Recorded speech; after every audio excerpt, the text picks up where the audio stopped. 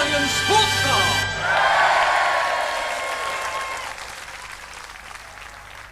Terrific prizes, aren't they? But it's not everyone who wants to go on a game show to win something. So what's the alternative? Do the pools? Enter loads of raffles? Well, the problem with these is it's very much down to luck whether you scoop the jackpot or not. But you know, there are some people for whom winning things, be it a foreign holiday, new car, fitted kitchen, or something smaller like a washing machine or stereo, is a way of life.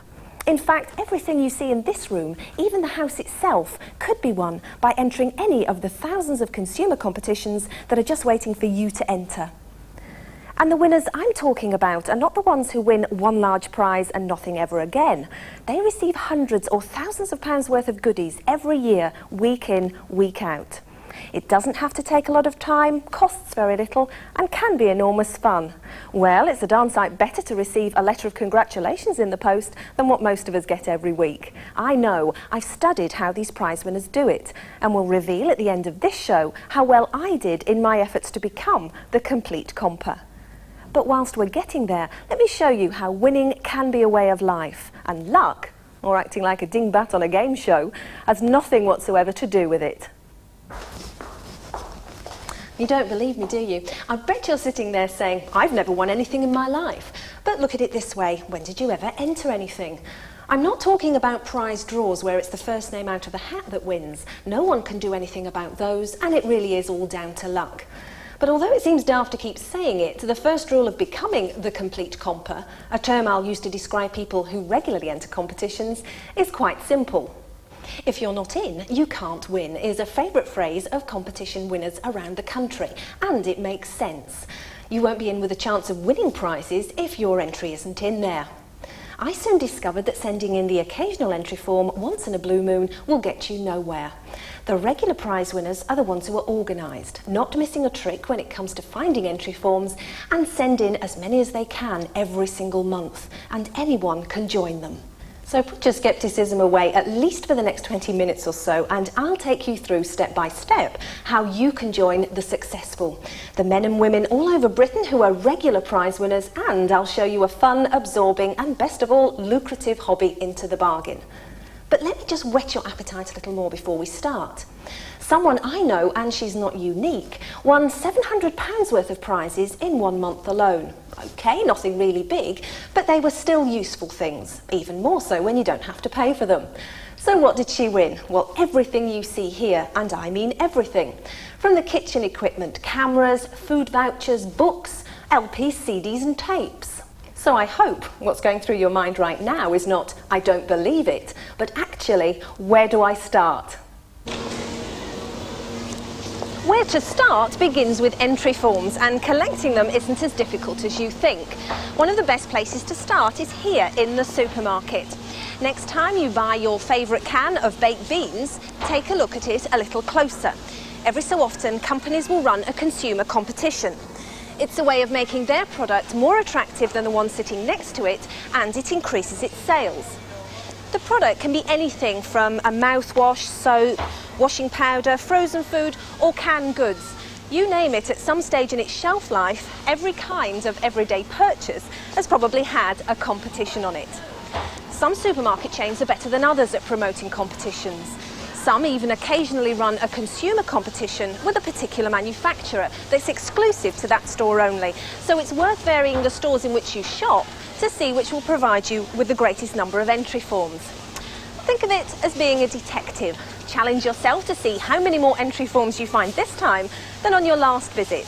Or do the challenge with a friend and partner and have a go at comping together.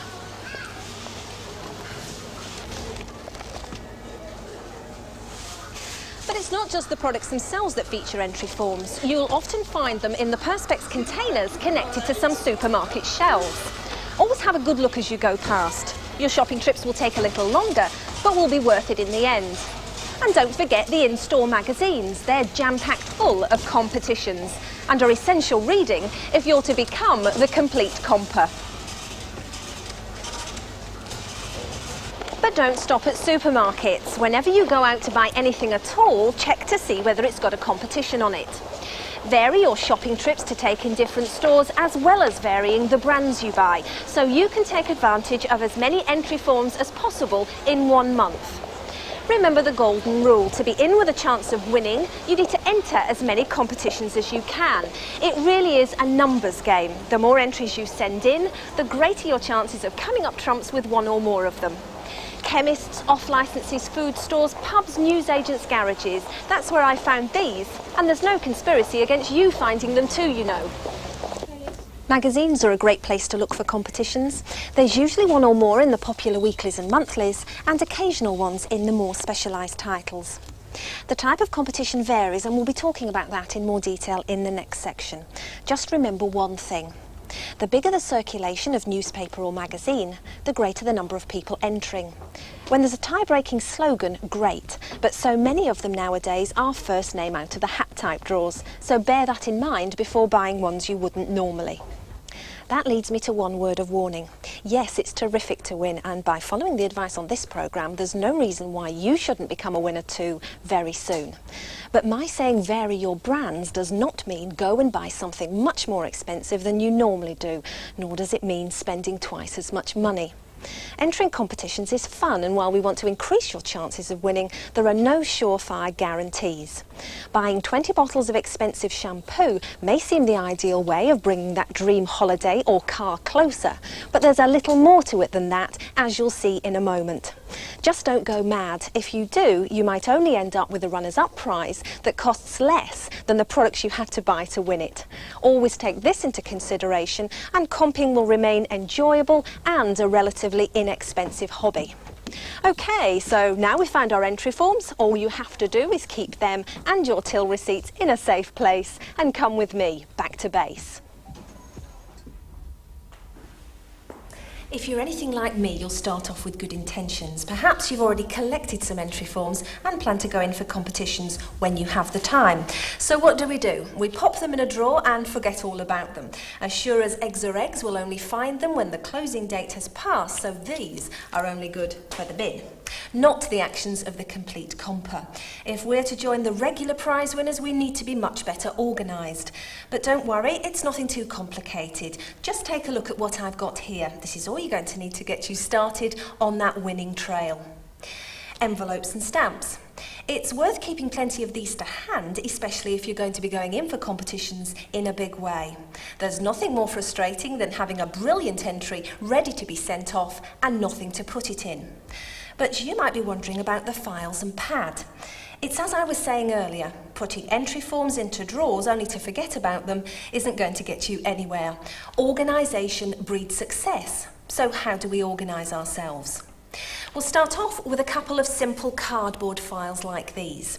And in the first file, you put the current month's entry forms, marking that month clearly on the front cover. And in the other one, you put the rest. Of course, if you can run to more than 2, half a dozen of these files is ideal.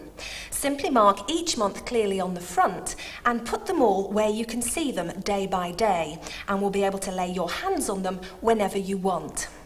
In fact, it's a good idea to spend a regular day or evening, even if it's just a couple of hours, in which you devote some time to your new hobby. That way you can get used to regularly looking at your entry forms and making sure you never miss a closing date.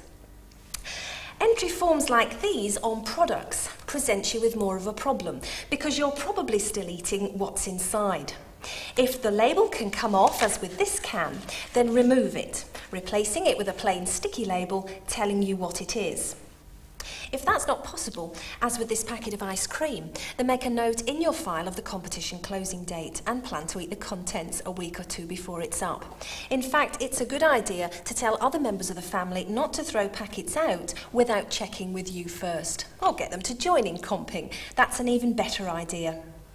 The lined pad is your record of what you've entered and when, and you'll see the value of that later.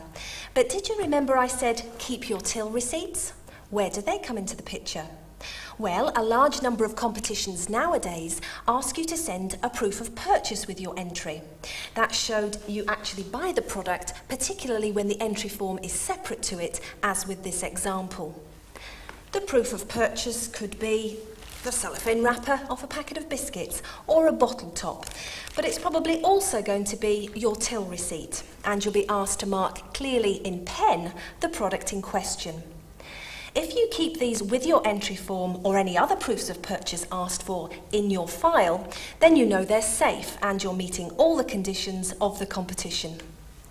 Okay, so now let's look at the different types of competition and the best ways to tackle them. First, order of merits. These are the competitions that ask you to place certain statements in order of importance. For example, it may be a kitchen competition and you have to consider 6 points about kitchen design. Or the first prize might be a car and you have to decide what it is that attracts people to buy it. We'll have a look closer at order of merits in a moment, but what other kinds are there?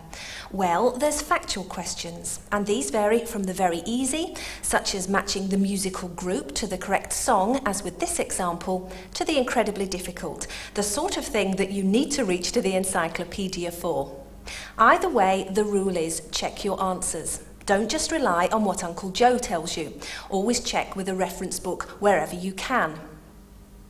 Wordplay competitions are ones where you're faced with a list of anagrams to sort out, like these. Or you may be asked to make as many words as you can from an advertising slogan, like this one. Or even be faced with a grid of letters, and somewhere in there there's a number of hidden words. Here's an example. With some competitions, you're told what the words are. It's harder when you're not. Spot the difference competitions can be fun and are a favourite with children. The trouble is, some of them are badly reproduced, and you'll never know if that splodge in the left-hand corner is a printer's error or one of the differences. Of course, there are different types of competitions, and the numbers are only limited to the organiser's imagination. But let's look at those order of merits, which even regular compers find difficult to do. Let's forget the odds for a moment. Suffice it to say that this is one of the most difficult competitions to master. It all hinges on whether you come up with the same order as the judges. But there are some tips we can give you which will not only make it clearer what you need to do, but put you on the road to mastering those order of merits completely. Let's take the kitchen design idea. That's probably because someone I know won herself a £5,000 fitted kitchen doing this sort of competition from the back of a cereal packet. Here are our 6 suggested points about kitchen design. 1. Prices to suit every pocket. 2. Top quality appliances from a well-known manufacturer. 3. Excellent after-sales service. 4. Professionally designed to meet your requirements. 5. Fitted by craftsmen. And 6. A wide range of styles to choose from. You might think that doing a competition like this is a stab in the dark, and if you've only one line to play with, then to a certain extent you're right. But the thing to remember with order of merits is that by coming up with more than one proof of purchase, you get more than one chance. That's what happened with the competition winner I told you about earlier. She collected enough tokens on the back of cereal packets to entitle her to 6 entries altogether. So how would she have tackled this one? Well, most dedicated compers follow a system called bankers. That's where they find their most important factor that goes to the top of their selection every time. Let's say we go for design on this one, point number 4. After all, it is a kitchen design competition, and that's where dream kitchens start. So for our 6 entries, number 4 goes to the top of the list every time. Now let's try and look at the other end, the least important factor, the 6th point. We'll go for after-sales service here, number 3. That's assuming you're going to have problems with your new kitchen. Yet, if it's designed, built and fitted by experts, then it shouldn't be uppermost on your mind. So number 3 goes here at the bottom on every line we're entering. Now we have to lower the odds even further by coming up with the second most important factor. How about fitted by craftsmen, number 5? Expensive units fitted by cowboys will look terrible, but even the cheapest of kitchens can look fantastic if they've been put in by a professional. So number 5 it is. So now we've got in place 3 out of the 6 points about kitchen design, and by changing the permutations of the other 3, we'll hopefully cut down those odds dramatically. Of course, it all hinges on whether the 3 fixed points are in line with what the judges think, but by applying some common sense and thought, you've got as good a chance as any, and certainly a far better chance than the comper who changes each line willy-nilly. Give this one some practice, read the rules carefully, and always try for as many entries on order of merits as you can. But don't just take my word for it, although at the end of this programme you'll probably wish you had. Listen to what some of our experts have to say. What I would like to say to anybody who's taking up competitions for the first time and is unsure about it is to learn as much about it as you can by reading magazines and other various publications that you can get, talking to other competitors, perhaps joining a club or a correspondence group, looking at past results lists and generally filling in the whole background to competitions. And after that it's really a question of practice, practice, practice. And the longer you do it, the better you get. It's rather like getting into the way of doing something like a crossword puzzle. The more you do it, the quicker you get at it. And experience does count for a lot. My one piece of advice to someone who's contemplating entering competitions for the first time: enjoy it. It's wonderful fun. It's like icing on the cake. You never know what the postman's going to bring to you. You never know the phone is going to ring. You never know who it's going to be and what they're going to say. I've had 2 holiday competitions I've been told about over the phone, and the postman has brought the most wonderful news. If you're buying something like bars of chocolate, cans of beer, you get a lot of chances to enter and you get a lot of entries in. We get far fewer entries for the kind of competitions on leaflets, particularly those that are in stores, particular stores. There we may only get 2,000 or 3,000 entries, maybe even less, and there are still major prizes to be won. And of course things can go wrong. On one occasion I remember we had only 3 entries for a competition where 5 cabriolet cars were offered as prizes. Those 3 entrants won cars. The other 2 we couldn't give away. Think positively. There's always another opportunity. It may well be that your brilliant solution for this particular slogan didn't work on this occasion, but with a little bit of tweaking might serve its purpose somewhere else again. Watch word limits. If it says 12 words or less, it means 12 words or less. Think about contractions. You can't cheat. If you say it's a good thing, expect that to be taken as it is. The judges are perfectly within their rights to say that it's is 2 words. On the other hand, of course, if you're talking about mothers being wonderful and an apostrophe is required, my mother's the greatest mother on earth, or whatever it may be, that's acceptable in grammatical terms and is only 1 word. Little things like that can make all the difference. And just one other thought. Judges may not be the most intelligent people on God's earth, but they are intelligent enough to be able to appreciate a pun. It doesn't have to be written in 14 different colours of Pentel, or in Dayglow, or underlined, or have little asterisks explaining the joke at the bottom, because that does tend to put us off a little bit. So think creative, be creative, follow the rules. Enter more than once. Enjoy. Don't regard it as a gritted teeth exercise. It's fun. You know, the letter came through the post saying that we had won and we're in a tie-break situation, 4 tickets to the Rugby World Cup final. And what I had to do was choose a World 15 from a list of 26 players, which I duly did. But unfortunately that wasn't enough to win the competition at that stage. I had to go forward from there and do a further tiebreaker, which was to come up with a slogan of more than 15 words as to why I wanted to go to the Rugby World Cup final at Twickenham. And I came up with the slogan that I want to go to the Rugby World Cup final at Twickenham because of the winning players I have seen. Some wore blue, black or green, but at Twickenham when I alight, the winning team will all wear white, which unfortunately didn't come to pass. But it gave me a lot of encouragement, really, and I think I'll possibly try and enter a few more competitions in the future. I've been entering competitions for about 7 years now, and I've won every month apart from 2 months of those 7 years. And it's such good fun. I love it. It's wonderful. I get together with friends, we share forms, I go to a club, we put leaflets on the table, we pick up the spare forms that we want. I go around all the supermarkets I can find. I buy all sorts of things and in various supermarkets, some that I want, some that I occasionally don't want, and I enter about 30 a month, I suppose. I do, because I find it's an interesting and absorbing dimension to my life, over and above my normal routine, you know, and it can be profitable too, of course. I suppose too there's an element of egotism in it as well. You know, like to be seen to be clever and smart and witty, you know. I enter, if I can, about 10 competitions a week. It depends what's running. Sometimes of the year are busier than others, but it averages out about 10. And out of that, I would hope to win about twice a week. It's built up over the years. I've been comping for about 8 years, and it started off with about once a fortnight, then it got to once a week, and then it got to once every 4.5 days, and this year it's running at twice a week, which is quite satisfactory. And I don't think I can probably get much farther, but I can perhaps improve the quality of the prizes rather than as well as the quantity.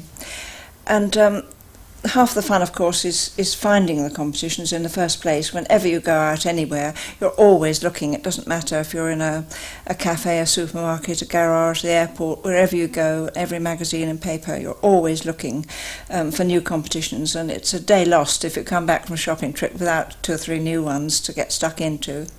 And as a family, we tend to change our allegiance to whatever we're eating and drinking. My husband is forced into gulping down all sorts of unheard of beers, probably changing his favourite beer once a week, or being forced to drink whiskey, poor man, or something like that he doesn't really want. And I change my coffee or my cereal, my tea, my biscuits, my chocolate, whatever there's a competition on, I will buy in order to have a go at the competition. For the new competitor, it might be quite a daunting task to seek out entry forms, but it's not nearly as difficult as it sounds. Most people are within reach of major outlets of one sort or another, be they confectioners, be they supermarkets, or what have you, and to browse amongst the shelves if you're looking, as opposed to just doing your normal shop, will actually point up a lot of competitions that you might not have noticed if you were purely and simply following your shopping list. Added to that, of course, there are a number of publications around, both from newsstands and by subscriptions, that contain lists of new promotions as they come up, with information about specific stores that are carrying the forms. There are also a lot of people who advertise in such publications, suggesting that they offer an entry form supply service.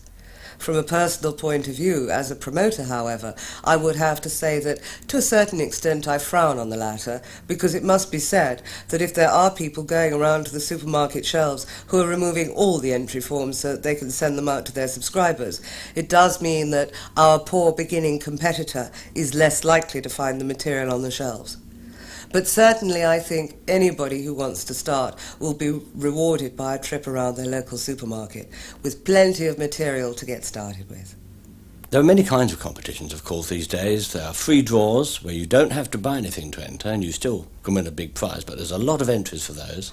There are spot the ball competitions. They've been familiar in the national newspapers for many years. But I suppose still the most popular sort of competitions, the skill competitions, are those where you may have to answer 2 or 3 questions. They're not normally too difficult. And then write a slogan or a tie-break sentence. And the competition is basically judged on the merit of those sentences. We always have an independent judge and a panel. And frankly, I've been through thousands of these, thousands of competitions, thousands of slogans. And I see the ones that fail time and time again. They normally fail because they're not specific. They don't link themselves directly to the product, to the theme of the competition, to what the person setting the competition is looking for. If you have an entry that would fit anything from baked beans to beer, it's not likely to win. The main thing is to be sharp, terse, to the point, sum it all up in a few words, and if you can be a little humorous, so much the better. Judging competitions can be pretty boring, and if you can make the judges smile, they're on your side. I enter all sorts of competitions. I'm not sure which is my favourite. Order of merit, estimation, spot the ball even.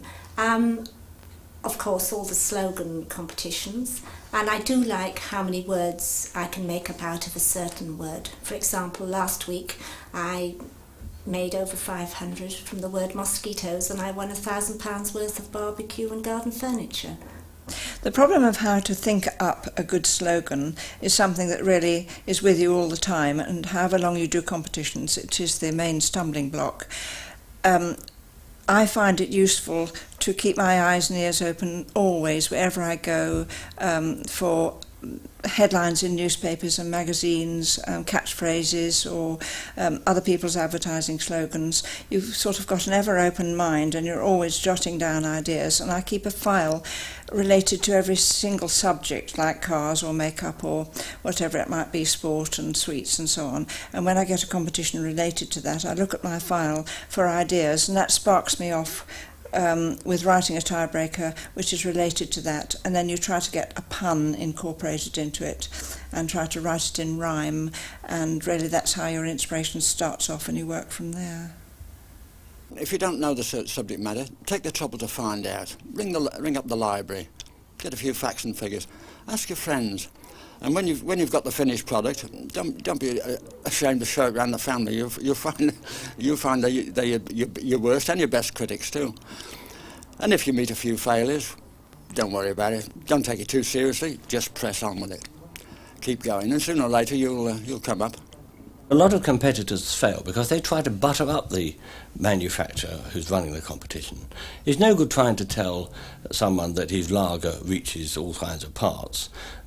He's used that himself. And if you go on to say that it cures all known ills, he won't believe it. It's a false product claim. I'll try and give an example off the cuff of a kind of thing that could win, although this is an imaginary one.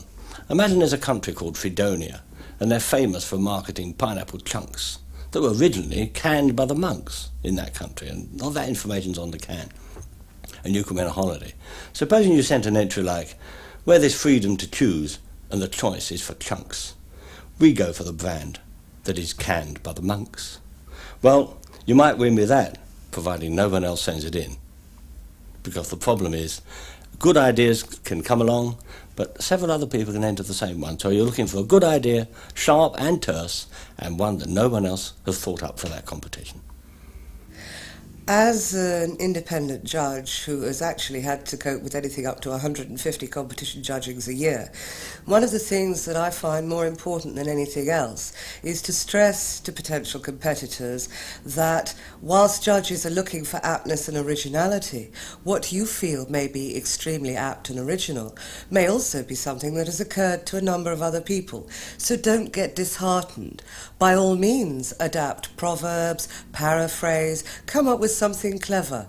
That's good.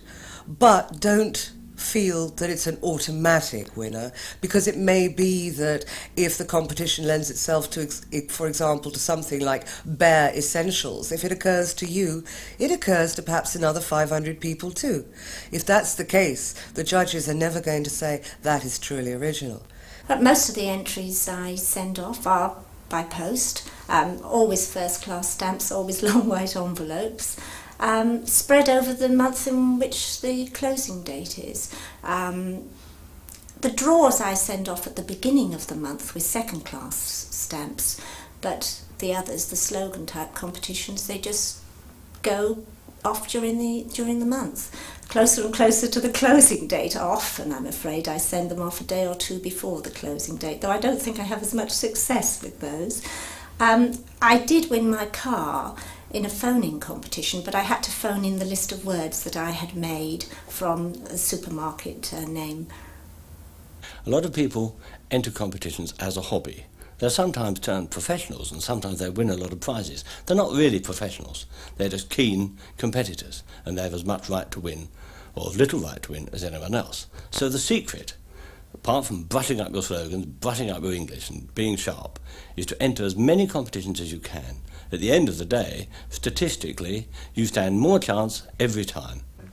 Okay, so now you know where to find your entry forms, have them filed away safely, know how to recognise the different kinds of competition and the best ways to tackle some of the more difficult ones. Now let's run through the golden rules for successful comping, the sort of thing you'll need to bear in mind if you're to become the complete comper. First, multiple entries. If these are allowed in the rules, then go for it. Remember what I said about the numbers game? Entering more than once gives you more than one chance of winning. 2, don't go filling in your entry forms until you're sure your answers are correct and your tie-breaking slogan, if asked for, is really what you want to say. Take time over your entries. Don't get disqualified by making changes in ink on your only entry form. Always write down those gems in your notebook first, and don't forget your name and address. 3, closing dates. Never miss one. Keep your file handy and refer to it regularly. If you can only afford to send off your entries by second-class post, make sure they go off about a week beforehand. By first-class post, I'd still allow 3 or 4 days for them to get there safely. 4, remember it's the name on the entry form who's entitled to the prize, so if you want it, make sure it's your name. I'm sure your Aunt Beryl would be delighted by a cruise down the Nile, but wouldn't you be kicking yourself if it was your entry and she didn't want to give it up? 5, check your answers, nay, double check if it's a really tricky competition. There's always somebody in the family who thinks they know an answer, but unless they're Brain of Britain, can you really trust them to be right? 6, keep at it. Don't get despondent if your entries don't seem to hit the mark first time. Enjoy your newfound hobby and be consistent, and practice your slogan writing. After all, every writer gets writer's block at some stage. 7, remember what I said about the cost of winning. Don't go and buy very expensive items, things you wouldn't normally, in the hope of landing that really big prize. Keep the cost of your comping simple and you'll get so much more pleasure out of it. 8, remember your notebook. There's nothing more frustrating than getting a letter of congratulations and not being able to remember how you won. If your slogans are gems that took you a long time to write, then it makes sense to keep a note of them and refer to them from time to time. You never know, they may give you inspiration for another win in the future. 9, don't forget your qualifiers, things like till receipts, bottle tops, labels, whatever the competition asks for. After all, it would be a shame to miss out on a prize because you forgot to enclose something or other. And finally, 10, and perhaps the most important advice I can give you about tie-breaking slogans. They're the sentences to be completed in 10 words or whatever that help the judges decide who wins in the event that a lot of people get the first part right. Getting a chance to see what actually won will give you a better idea of what to write in the future. Remember, the first thought you think of when you come to sit down to write a slogan is probably also the first thought of thousands of other entries. So try to be original, and there are some books that can help you. There are also comping clubs you can join, and you can see their advertisements in the press or specialist comping magazines, so have a word with your newsagent to see if he can get you a copy. And see if your adult education classes are enlightened enough to include comping amongst their syllabus, because there's a lot of mileage to be gained from listening to other people's ideas when it comes to writing slogans. So let's look at the main points again, the things we need to take into consideration if we're to become consistent competition winners. Enter. You'll only ever be in with a chance of winning if you send your entries off, and that means being organised. Use the filing system described to you earlier and you'll never find old entry forms in drawers again. Think about what you're doing. Read the rules and exactly what is required by the competition organisers before you put pen to paper. And think carefully about the answers. Use your local library's reference section and make those little grey cells work for you. And when trying to think up a prize-winning slogan, be original. Don't just put down the first thing that comes into your head. Most competitions will give you a month or more to work on them. Use that time to come up with something that's really going to catch the judges' eyes, not something they've seen 1,000 times before. Deadlines, never miss one. That wonderful trip to the Far East or super speedy sports car will have gone forever if your entry turns up after the closing date has passed. But if I was to give you one word that encompasses everything I've said about being the complete comper, it would be enjoy. Enjoy your hobby and that will come through on your entries. And if you don't win first off, better luck next time. I'm the sort of journalist who likes to try things out before she recommends them, a sort of reporting guinea pig. And that's what I did with competitions and why I was asked to present the Complete Comper. So here's a list of what I won. Because the woman who won the £5,000 fitted kitchen was me, and £700 worth of wins in 1 month, me again. And if I can do it, you can too, because anything is possible in the world of comping. Good luck.